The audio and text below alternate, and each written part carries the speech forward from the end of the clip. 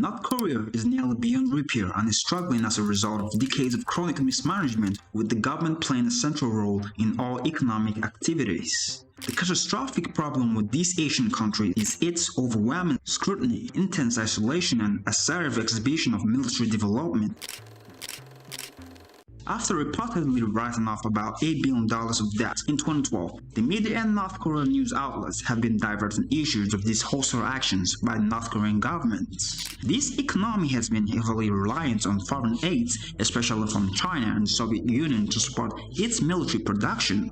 After decades of economic mismanagement and resource allocation, the economy has encountered famine, low productivity, human rights abuses and militarism, poor infrastructure, inadequate transportation and high costs, which can be traced to the surreptitiously worst economy of North Korea.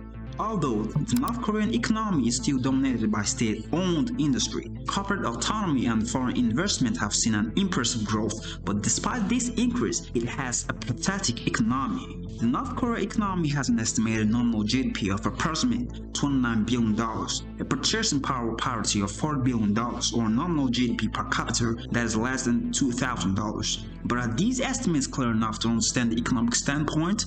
And if not, why are they difficult to calculate? These figures are complicated to estimate due to the country's lack of economic data and inappropriate exchange rate of North Korean inconvertible currency. Is this all there is to know about the economy of North Korea? And how bad the North Korean economy has come to be? To delve into this unpleasant setback and gain a clear understanding, let's start from its relative inception. When the North Korean War broke out in 1950, North Korea captured the capital of Seoul, and the war soon escalated into a full-blown conflict involving some of the world's most powerful militaries. It was not until 1953, when a ceasefire was finally agreed upon, that the fighting came to an end. The North Korean economy has been heavily reliant on foreign aid, especially from China and the Soviet Union, to support its economy and military production. This is certainly a centrally planned economy, which means the production and allocation of capital goods takes place according to the economic plans of the government. The government's focus on heavy industry and military production has led to the limited investment in other sectors such as agriculture and tourism. It also decides on how much to pay workers, which industries to invest in, and how much to produce. Although this looked like an excellent idea at the time, it has proven to be a major hindrance to the country's economic growth. You see, in 1945, North Korea had 8% of its heavy industry in the north, 37% of agriculture, 31% of light industry, and 18% of the total peninsula's commerce. The division of the Korean peninsula resulted in an imbalance of natural resources with disadvantages for both North and South Korea. Historians say that North Korea had virtually been destroyed as an industrial society. In 2000, North Korea expanded its tactics for recovering its economy, and it eased some restrictions in order to launch a series of economic reforms. After rehabilitating from the aftermath of Korean War, with support from the communist neighbors, they were able to recover and start rebuilding at a pace in an industrial era. Although it saw impressive rates, North Korea's industrial growth slowed largely because of the debt problems and relatively poor performance, and its growth fell below that of South Korea. It occurred as a result of inappropriate spending of funds in the military sector. Meanwhile, in 2012, China was North Korea's main trading partner. North Korea had textile, agricultural, and fishery products as its main export, while it imports grain, petrol, coal, and machinery. Interest in enterprise management and an independent accounting system increased. Managers were given more constraint in the decision-making about funds, materials, and labor. At some point, North Korea was seen as a promising socialist state with a strong, ambitious plan for economic development. However, as years went on,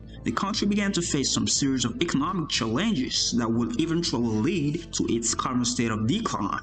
Furthermore, the country's poor economic policies and a lack of transparency had made it difficult for businesses to operate, which has led to a lack of innovation.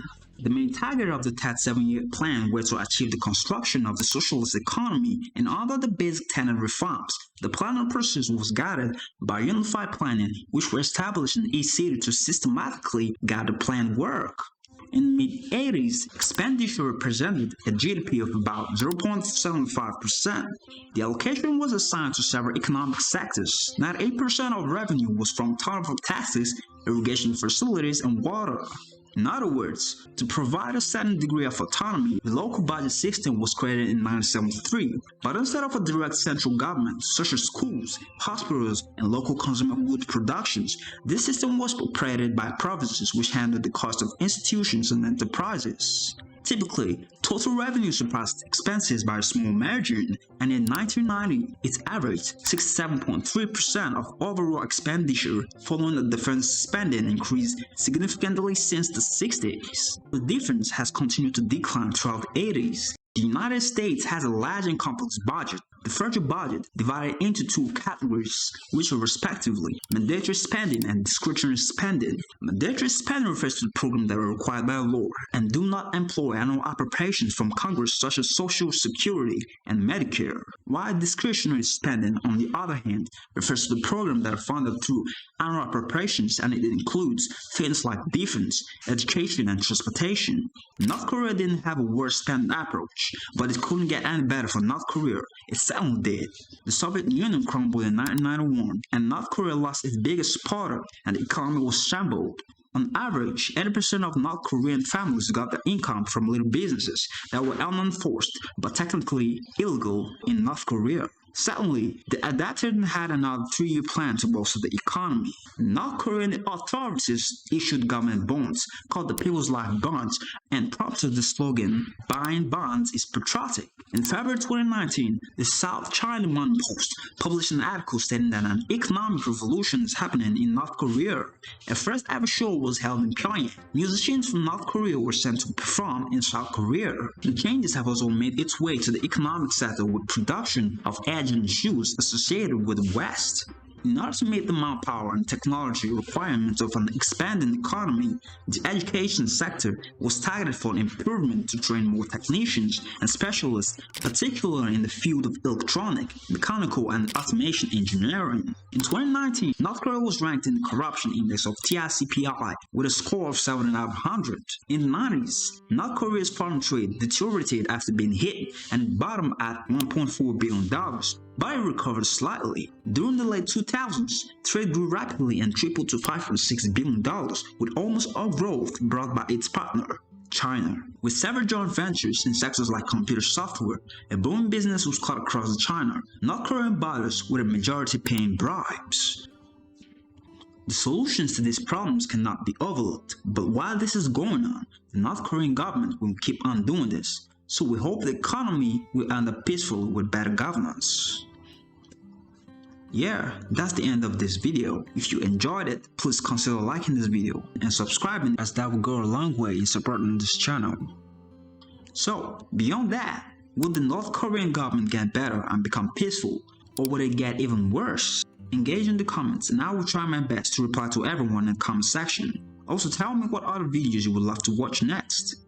See you in the next video. You are the greatest.